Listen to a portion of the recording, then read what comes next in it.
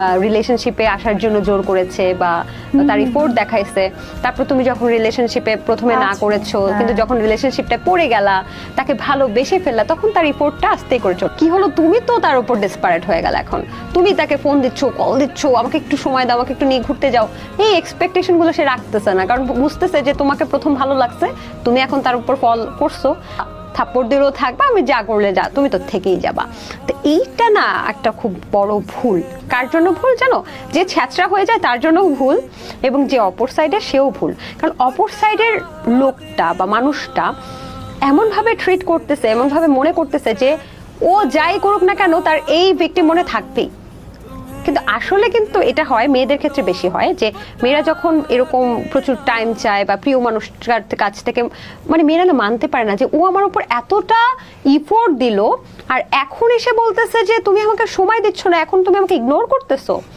So মেয়েরা এটা না মানতে পারে, যখন ছ্যাঁচড়া হয়ে যায় তখন আস্তে আস্তে আস্তে আস্তে এটা কিন্তু একটা লং ফেজ। এই সময়টা একটা মেয়ের জীবনে সবচেয়ে কষ্ট হয়। আমরা ফিজিক্যাল পেইন কিন্তু দেখতে পারি সালসাবিল, আমরা কিন্তু ভেতরের পেইন দেখতে পারি না। এই সময়টা একটা মেয়ে বা একটা ছেলের জন্য সবচেয়ে ভয়ঙ্কর সময়, মানে সে না পারতেছে সইতে, না পারতেছে মানতে। তো এই সময় যেটা করতে হয়, যেটা হয় আর কি অ্যাকচুয়ালি, এই ভালোবাসার মানুষটা যে আসলে প্রচুর পরিমাণে এক্সপেকটেশন, এই মানুষটা কথা বলতে বলতে চিৎকার করতে করতে একসময় অভিযোগ করা বন্ধ করে দেবে।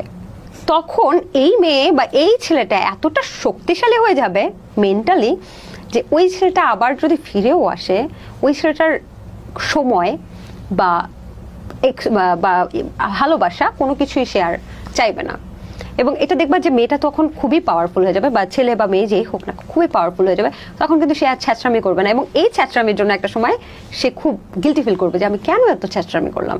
বাট এটা কিন্তু কন্ট্রোলের বাইরে। আসলে এই ভালোবাসার ছ্যাঁচড়ামিটা অনেক সময় ন্যাচারালি চলে আসে। বাট আমি এই মেসেজটা দিতে চাই সেই মানুষগুলোর জন্য যারা মনে করে যে পটিয়ে ফেলেছি, ঠিক আছে এখন ইগনোর করতেছি, এখন তো থাকবেই। এটা একটা ভুল ধারণা। প্রত্যেকটা মানুষের একটা লিমিটেশনস আছে। এই লিমিটেশনসের পরে সে কিন্তু এমন শক্ত হয়ে যাবে, তুমি গিয়ে পায়ের কাছে পড়লেও সে তোমাকে আর অ্যাকসেপ্ট করবে না। সো ওই রকম লিমিটেশনসের মধ্যে নিয়ে যেও না কাউকে, যে তোমার